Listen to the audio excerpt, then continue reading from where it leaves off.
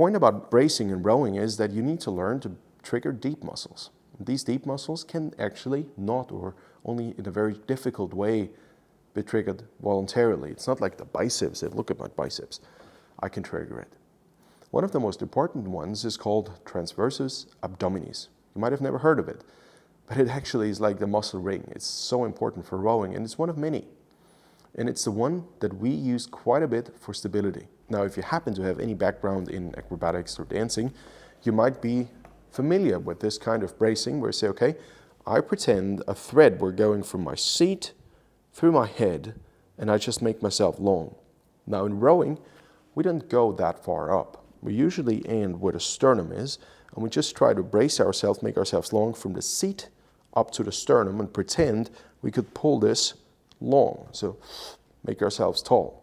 And if you do this, you probably feel quite a bit of stability in the deep core, but it's hard to grasp because it's not punch me and I'm stable. No, it's deep muscles. And this is extremely important to be able, A, to trigger, and B, to train. So how do you brace and how do you trigger? This is the exact sequence. We start at the finish. The finish is where you are in the 1 o'clock position, if you remember. You don't need to strap your feet in, by the way.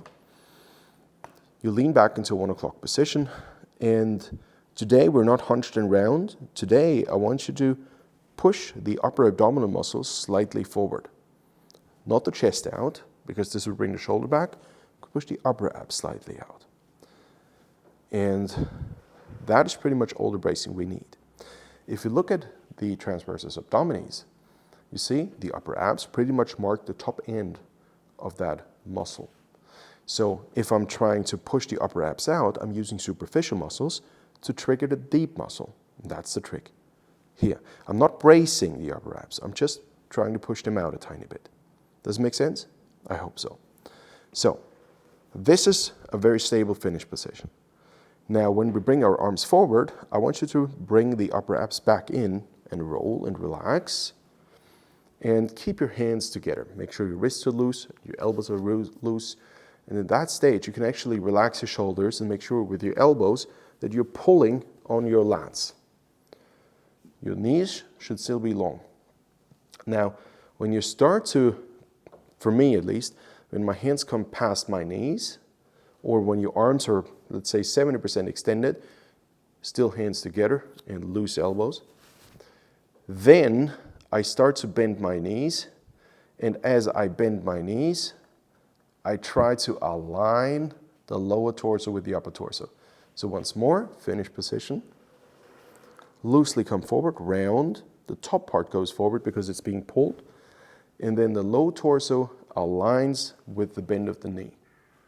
So what I'm trying to do is pretend, see the belt? I'm pretending I lengthen the belt, my hip flexors. I'm pretending I can make them long and angle forward. It's a bit like ski jumping or ski flying, as we call it. So it's a bit like that.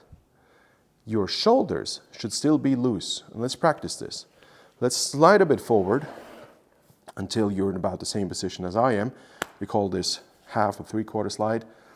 And put your hands on your knees and relax your shoulders. And now make your low torso round.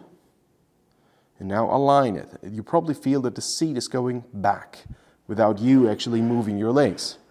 It's just an internal rotation. What you're doing effectively is you are tilting the top part of the pelvis forward. Therefore, the low end of the pelvis has to go back. And this is exactly what helps you to align the torso. So let's do the sequence once more. You go forward, you're loose and round. Once your knees bend, you push. You tilt the top end of the pelvis forward, so your butt appears to be going back, and you try to make your hip flexors long. Your shoulders are still loose. You go forward into the catch position. And instead of bracing hard, for today, all I want you to do is try to keep your low back right here. I want you to keep that low back long, and I want you to sandwich this and keep your belt, your imaginary leather belt, long as well. When you're at the catch and you start to push, then you have perfect bracing. This is how you trigger your deep muscles. Let's take a couple strokes together. So round and loose forward. As your knees bend, I make my hip flexors long, go into the catch, Usually you don't pause here, but today we do. Hip flexors long, low back long. As you're pushing, long, long, long, long, long. But your shoulders, and especially your armpits, are still long. They're still loose. We're not bracing here today yet. This is just about low core bracing. Loose, round, align, push, shove, abs out, abs in, forward, bend your knees, align, hold, hold, shove, leverage. This session is more important than you might realize. That's an issue I see with so many adult rowers who come to me who want to become competitive, who have been rowing for maybe a year or 2 or 3 or 4, and you don't know how to brace the torso without being too rigid and too stiff.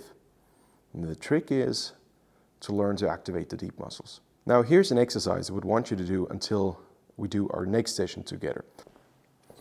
So this is a 10 kilo plate, 22 pounds.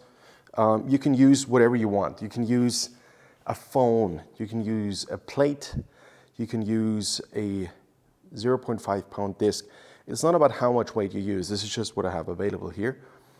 The most important thing is that you do it correctly. So, step number 1.